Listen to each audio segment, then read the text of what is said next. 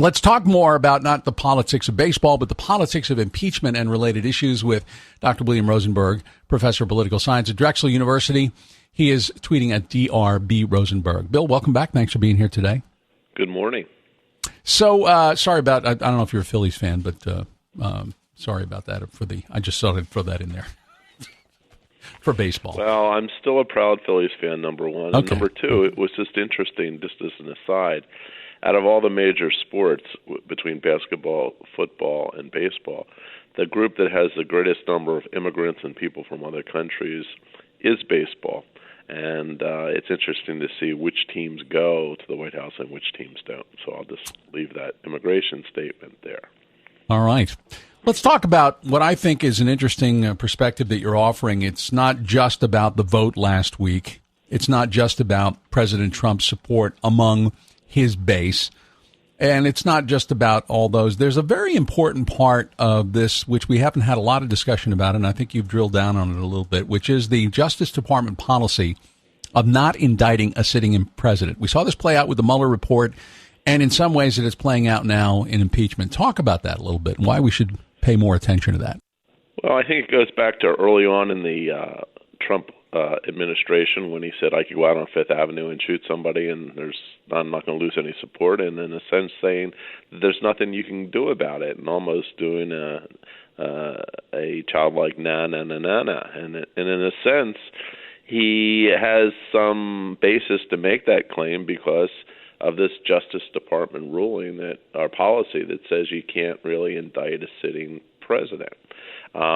I think many people in the United States, particularly those that were not supporters of Donald Trump, were looking at the Mueller inquiry and the Mueller report as being a sort of process to indict the president and remove him from office. And while Mueller and others inside his camp probably knew all along that was never going to happen, that really wasn't very well communicated to the public.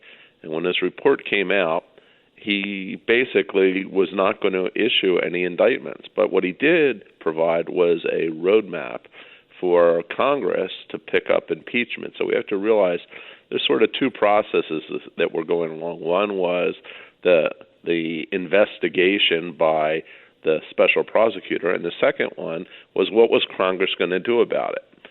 And what my point here is essentially is this, that we have to be very careful about whether or not we really want to change this Justice Department policy, because you have to be careful what you wish for. In many places around the world, the sitting leader can be indicted while they're in office, and as a result, it can be used as a political weapon. And the political weapon is that you could allege something that happens, you can put them under a criminal investigation, and then you can really take out your opposition. So here in the United States, we have this provision that says, well, we're not going to take someone out while they're in office, but we could still punish them after they leave office. While at the same time, impeachment is really the process where we could remove someone from office, whether or not they're convicted of a crime or not, because it's a political violation. This opinion by the Office of Legal Counsel in the Justice Department, issued after Richard Nixon and reaffirmed in, I think, year 2000, says exactly what you're saying. Lawrence Tribe is a legal scholar. He is one who has said maybe we should revisit this, because the obvious example is if a president were to shoot somebody right in front of full view, then you would say, well, he needs to be taken away. And, you know, it would take a long time for Congress to do that. But I think the point you're making is an important one, is that that's not the kind of obvious crime we're talking about, really, when it comes to impeachment, right? I mean, this is a much more refined and in some ways open to judgment kind of accusation against President Trump. Yeah, I think what if the president or any president was to go out and shoot someone, and it was very clear that it was sort of a person that was acting as a maniac and just out of control, Congress probably could move very quickly to remove them from office. It would be quite a mess. But the idea is that, you know... Well, you'd also have the option of invoking the Constitution by having enough members of the cabinet saying that he's not equipped to be president, right? I mean, exactly. I guess. Yeah, the cabinet could step in, although that that is kind of a delicate balance, because if the president catches wind that a cabinet member is going to vote to remove him, he can fire that cabinet member and put someone else in his place. So it becomes sort of a circular firing squad going on that no one's going to really want to step forward unless they're really certain that there's going to be enough people to have that happen. So that option of the constitutional provision, while a good one, is probably not a fail-safe. But my point ultimately is that, you know, a lot of these laws that we have that are based upon either congressional laws or the Constitution or policies that have been developed over time by Congress assumes that people are generally going to be operating within a system of constraint, that things are going to be reasonably managed by our political leaders, and they're not going to go off the reservation. When people do press those boundaries, then we find ourselves in a situation like this, where we're not going to be prosecuting a sitting president, although we have prosecuted presidents while they're in office. If you go back and you take a look at someone like Bill Clinton with some of his legal tangles with Paula Jones and so forth. But the idea ultimately is that impeachment is that sort of bulwark that we're going to use. But since it's a political bulwark, we're sitting on a situation where we're really dependent upon Republicans in the Senate to go along with removing the president. And that seemingly is not going to happen unless something really dramatic happens, because the costs versus the benefits of doing that are just not there for many of those Republican senators. We're also in an interesting period where we're almost 3 years into this administration. So at what point would the Justice Department actually want to come in and file charges? Well, we've seen from past experience that close to elections, they stay out of it. So really what we have is the process of impeachment, which could happen, but we're already hearing rumbles of, well, should we impeach him? And if we are, when would that actually occur? Would we do it next summer, just before the vote on the presidential race? Does it have to be in December or January? What would be the timing of it? So some people are saying, well, why not just wait until the election and then the public can vote? The problem with that argument, though, is that the president can affect domestic and international conditions every day. And the situation that we just saw play out with Turkey and Syria is one example, but there could be many, many more. And it may be, in some people's minds, just too dangerous to wait until the election and want to have Congress weigh in before that.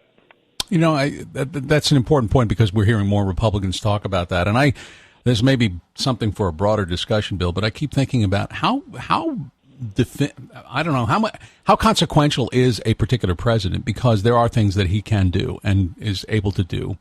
And some people have already talked about how disastrous things are, but, you know, we're still here. And maybe that's a low bar, but it seems to me that the forecast for total disaster under President Trump have not really come true. And the economy, as he is touting, is doing pretty well. And there are some questions about how people view politics. But all in all, one would think that somebody who has no experience in politics whatsoever, is just a businessman, and not even of a publicly traded company where he has to answer to shareholders. I mean, in this case, we have this guy who's in the White House. He still has strong support among his base.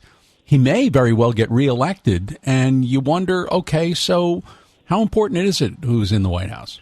Well, I think the nature of this dilemma may very well revolve around, well, what is the damage that can be done? The fact that President Trump wanted to hold the G7 summit in Doral smacks of a lot of corrupt behavior. It's inappropriate, and maybe if he would have done that, that could have been a challenge to the Emoluments Clause. But that may not be enough to get people, particularly politicians, to want to impeach him.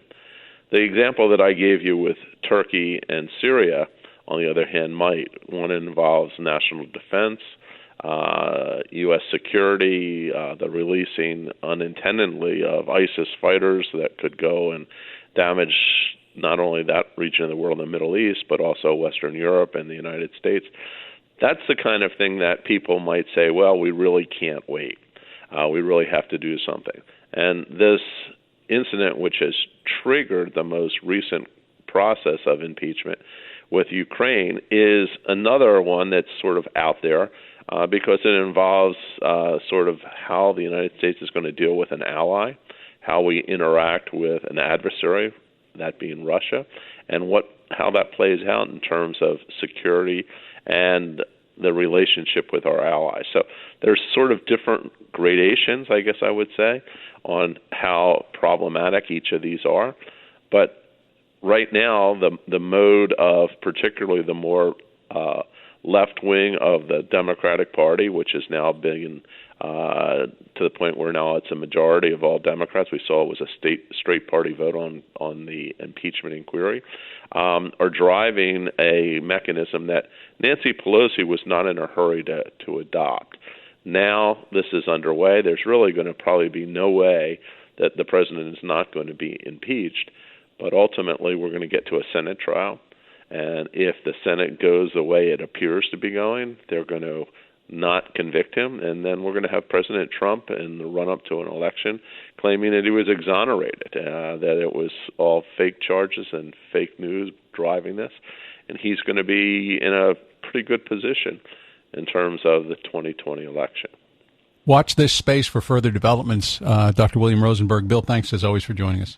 All right, well, have a great day. Bye-bye. Dr. William Rosenberg, professor of political science at Drexel University, joining us. Thoughts on impeachment and the politics of the day. He is tweeting at Dr. B, D-R-B, Rosenberg, R-O-S-E-N-B-E-R-G.